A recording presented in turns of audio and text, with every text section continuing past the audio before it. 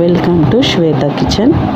ఈరోజు మనము కొంచెం కూడా మనకి నోరు బాగాలేనప్పుడు, రుచి కావాలనుకున్నప్పుడు ఈజీగా చేసుకుని పల్లీ పచ్చడి ఎలా చేసుకోవాలో చూసుకుందాం.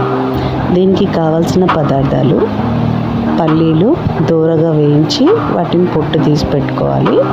అలాగే 3 or 4 పచ్చిమిరపకాయలు తీసుకోవాలి. కొంచెం అల్లం వెల్లుల్లి పేస్ట్, పుదీనా, కొత్తిమీర, ఉప్పు, సరిపడా ఉప్పు, అంతే.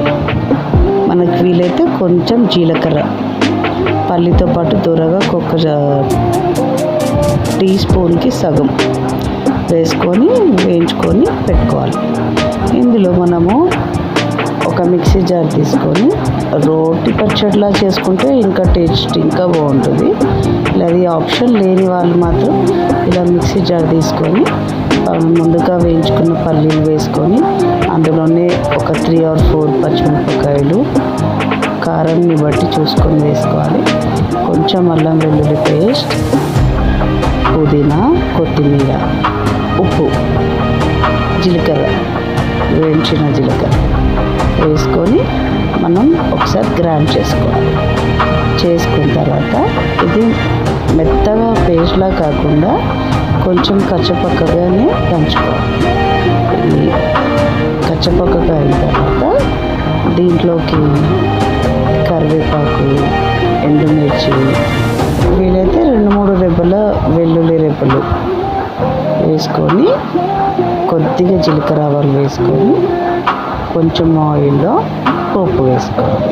మనం పప్పులోకి ఎలా పోపు వేసుకుంటాము సేమ్ ఇలాగే వేసుకోవాలి.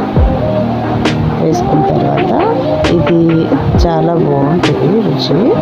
ఇది వేడి వేడి అన్నంలోకి తింటే ఎంత ఫీవరిష్గా ఉన్నా, నోరు బాగాలేకపోయినా కూడా ఈ పచ్చడితో తింటే రుచి చాలా బాగుంటుంది.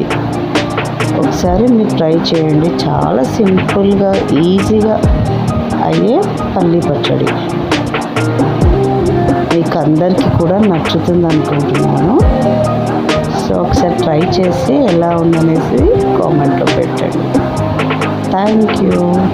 మీకు ఇది నచ్చి ఉంటే కనుక పల్లీ పచ్చడి ఒకసారి ట్రై చేయండి.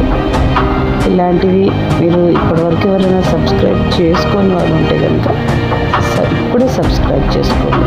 ఇలాంటి డిఫరెంట్ పచ్చళ్ళు, కర్రీస్ అన్నీ కూడా మీకు ఏది వెరైటీస్ నేను చేస్తానో మీకు ఇమీడియట్గా వచ్చేస్తుంది. Thank you.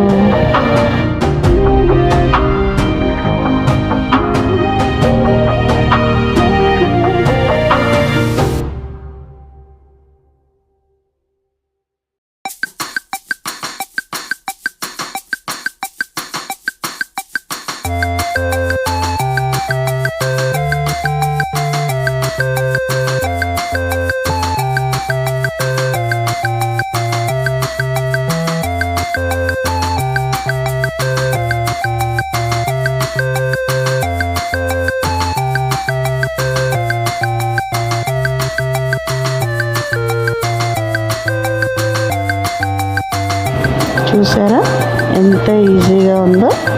ఒకసారి ఈ మెథడ్ని మొత్తం వీడియో చూసి తర్వాత చేసుకోండి. అప్పుడు ఈజీగా అర్థమవుతుంది. మీకు చేసుకోవడంలో కూడా కొంచెం ఈజీగా ఉంటుంది. Thank you.